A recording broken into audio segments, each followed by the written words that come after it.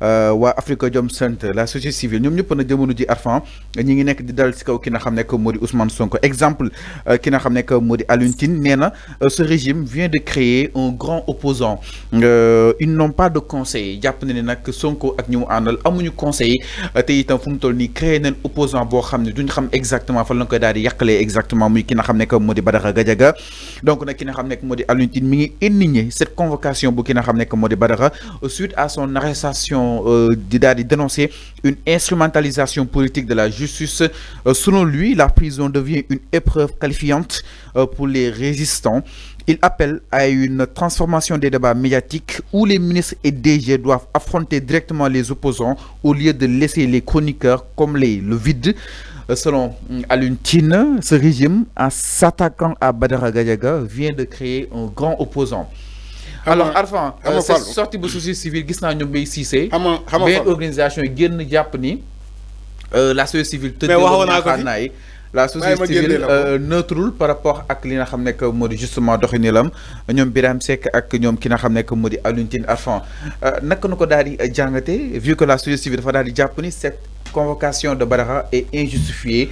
Personne ne peut le justifier concrètement. Fallou man c'est que yow man dama lay jàppale ci lu bëri c'est vrai que danga may jàppale.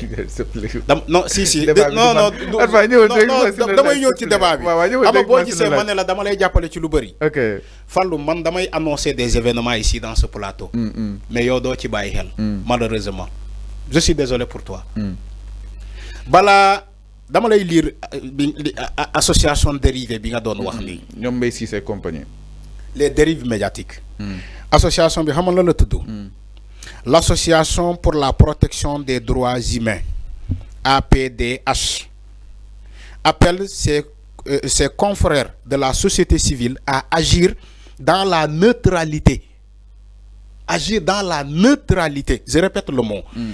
L'association continue en disant, elle les exhorte à jouer le rôle d'arbitre et ne pas cautionner des propos blasphématoires envers l'autorité des institutions de la République. xam nga Fallou. bàyyi ma ñëw. boo gisee ma lire loolu. boo gisee ma lire loolu. c'est une information que j'avais tellement parlé dans ce plateau. yamalewuñu. La société civile n'est pas neutre. Au Sénégal, la société civile, c'est la première fois que je le vois dans un pays. Man Arfan. C'est la première fois que je le vois dans un pays. Une société civile qui n'est pas neutre. C'est la première fois. Mais Japonais c'est très normal. Non. Mais Japonais c'est très normal. Nous taxawu opposition parce que opposition ñom amuñu doole ñom amuñu police amuñu gendarmerie amuñu dara. Motax Birame Seck ni day porter combat bi. Bo gisee ñu né opposition. Bo gisee ñu né opposition parce que il y a des opposants. Parce que il y a un pouvoir. Parce que il y a un régime. On dit opposant. Mais quand ils ont donné raison à Macky Sall, la société civile. Macky Sall fii la taxaw di leen saaga ne leen yéen boo leen xëyee ngeen wooy seen bopp ay société civile dekkee yéen doo leen société civile dama laaj Aliou Tine li may wax ni ndax Macky Sall waxu ko.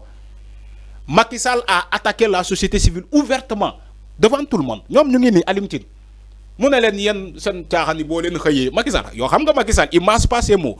Il dit yéen tappalekat yi boo xëyee boo leen xëyee ngeen wooyee seen bopp ay société civile xaw ma ay kenn. Que yéen yëpp ay politiciens la ci opposition bi ngeen bokk. Donc aujourd'hui l'histoire a donné encore raison à Macky Sall qui disait que au Sénégal on n'a pas une société civile neutre. Je l'ai dit ici, la société civile sénégalaise n'est pas neutre. Fallou heureusement am na ñoom société civile ñoo tax kuréel boobu bi nga gis ni mu juddu parce que ils ont vu que il y a un vide, il y a énormément un vide. La place que la société civile doit jouer, elle a laissé cette place-là pour aller se positionner dans l'opposition. Encore une indignation, Fallou. J'ai écouté Alioune Tine hier. Et heureusement, man ken de ma var. Alioune Tine a confirmé encore mes propos quand j'ai dit que Alioune Tine n'est pas neutre. En l'écoutant hier, j'ai comme l'impression que Alioune Tine, il est le nouveau directeur de campagne de Badara Gadiaga. Il est le nouveau directeur de campagne de Badara Gadiaga. Comment il dit, oui, vous avez créé un nouveau opposant. En réalité, Badara Gadiaga, c'est un opposant, ou bien c'est un chroniqueur, ou bien c'est un journaliste, ou bien c'est quoi? C'est un chroniqueur, mais à tout moment, on a la politique. Non, mais à tout moment, on a la politique. À tout moment. On a la politique. Aluntine, il trace les perspectives quand même. Quand il est dans la société civile.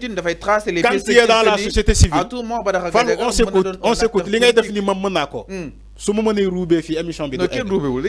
Alors, Aluntine, en réalité, Aluntine, il ne dit pas ces choses-là pour rien du tout. Il dit annoncer politique. Fallo.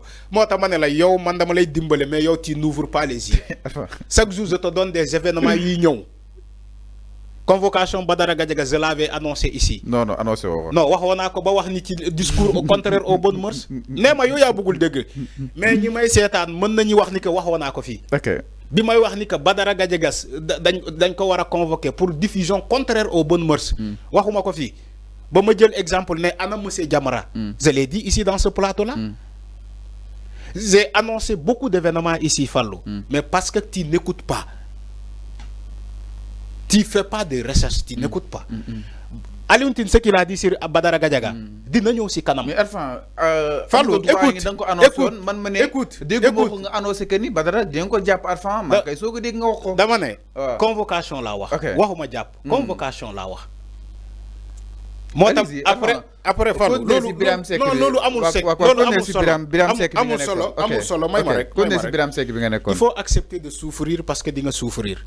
Arfan nga jakarlo Fallou di nga souffrir. Tu n'y peux rien. Alors, man duma saga, duma xulo, je défends mes idées. Parce que dama am argument yu fess del. Man sa pour mu neex ma, il faut amener les membres de Benno Bokk Yaakaar wala kenen wala Aluntine ñu débattre. Man j'aime ces débats là. Man lolu momay neex. Parce que dama japp ni que limay wax ni dama koy jëw, même si ci média la koy waxé ouvertement. J'aimerais avoir Aluntine devant moi, Moundiaye Cissé, Biram Seck devant moi. Ma laaj leen ñu tontu. Est-ce qu'ils sont neutres? Ils sont pas neutres. Ils sont pas neutres ces personnes-là. Ça renie même leur crédibilité. Ils sont même pas crédibles.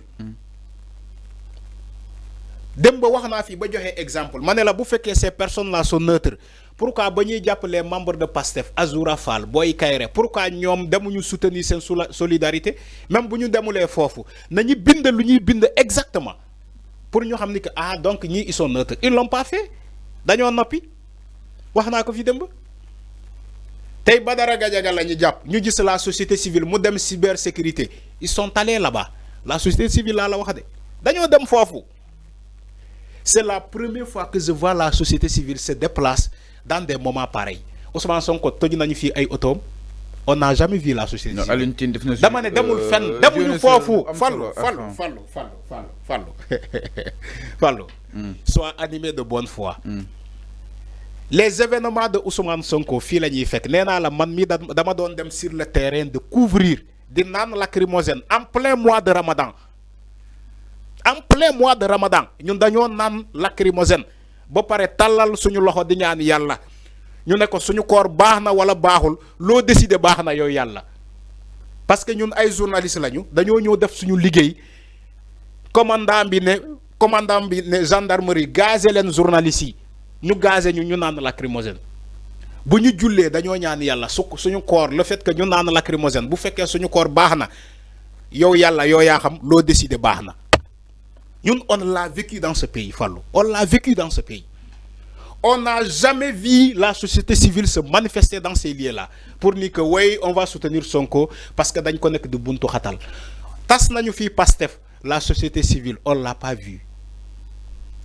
On a barricadé Ousmane Sonko pendant 2 mois. Si Aluntine avait dénoncé cela. Non, Aluntine avait dénoncé cela. Non, Fallou. Il faut une voir les lignes d'après. Aluntine avait dénoncé justement Aluntine et la société civile aujourd'hui se sont déplacés dans un lieu. Se sont déplacés là. Fallou, toi aussi. Demandez se sont déplacés là. Jamra est même déplacé Jamra te waa ji wax un discours contraire aux bonnes mœurs nga gis Jamra déplacé dem di soutenir non mais Jamra quand même. man j'ai défendu Jamra ici. Donc le Sénégal. Man ne Jamra seen liggéey baax na. Donc le Sénégal est avec Badara Gadiaga. Non c'est pas le non c'est pas. Vu que toutes les couches ñu ngi fa woon avant di ko défendre. C'est pas le Sénégal est avec Jamra. C'est pas le Sénégal est avec Badara Gadiaga. Et c'est un lobby. C'est un lobby. C'est trop dire. Non, mais c'est un lobby. Non, c'est trop dire, en fait. Enfin, quand même. Non, c'est un lobby. Lolo mo am. Man lobby la len jappé, lobby la len woyé. C'est un lobby. Parce que si tu es une société civile, tu te won jaxanaay, lolu moy lan? Lolu du lobby. Si tu es de Jamra, waji tok ci plateau jakarlo wax ni que non mayma rek. Mais lobby contre kan? Contre Sonko. Dafa leer nañ. Tout sauf Sonko. Voilà le lobby là. C'est un lobby. Tout sauf Sonko. Ñom lay woyé lobby, tout sauf Sonko. C'est un lobby. Fallo, il faut nga tak say beut. Il faut nga tak say beut pour nga baña gis Badara Gadiaga tok ci émission di nan di comment des corruption à la jeunesse moy dougal xalé bu ndaw ci néeg diko défélé té Jamra est là. Jamra dem soutenir lolu kon lan nga koy woyé bu nakulé lobby. Waji wax nako ci émission il l'a répété moy dougal xalé bu ndaw ci néeg def ko li ana Jamra mais on a vu Mame Matar Gueye aller le soutenir quand même. Pourquoi la société civile n'a pas dénoncé ce discours contraire aux bonnes mœurs? Badara Gadiaga wax ko ci plateau. Néna la man je n'ai rien contre Badara Gadiaga su ñëwee tey sama kër ma xelli ko ataaya ñu naan ñu waxtaan ba ne saay mais man dëgg laay défendre. Je défends la vérité. Donc la société civile, pour terminer ce point, je défends la vérité. Je n'ai rien contre Badara Gadiaga, mais je défends la vérité. Alors, donc pour terminer le point sur la société civile, il y a à ce que nous gagnons notre ces affaires. Mais bien sûr. Mais enfin, à la place, nous proposons ce que Japoni gagnons tout le temps sur une presse bi dem ba sa des concret. Légui proposer Khalis, il va falloir modifier la loi qui a puni les injures publiques. Il faut modifier. Okay. Il faut faire modifier. Tant qu'on ne modifie pas la loi elle est là. C'est là où je ne suis pas d'accord. Maintenant Guy Marius Sagna bu bëgg défendre lolu. Na def proposition de loi à l'Assemblée nationale pour nous modifier la loi pour sanctionner les injures publiques, mu remplacer ko ci par clémence xawma je ne sais pas gentleman ñom ñoo xam suñ la nexé na introduire une nouvelle loi bi modifier la loi bi sanctionner les injures publiques. Tant qu'on ne le fait pas, la loi est là et va s'appliquer à tout le monde. Man deug lay défendre. Lolu kessé la, lolu mo ma sonal. Alors non exactement. Ñu wayel ba tay ci waxtan wi may faté yeen cette émission li nga xamné comme dit le talk sur les antennes de Sénégal 5. Alors les réactions se poursuivent. Ñu dal ñoo ci gi nga xamné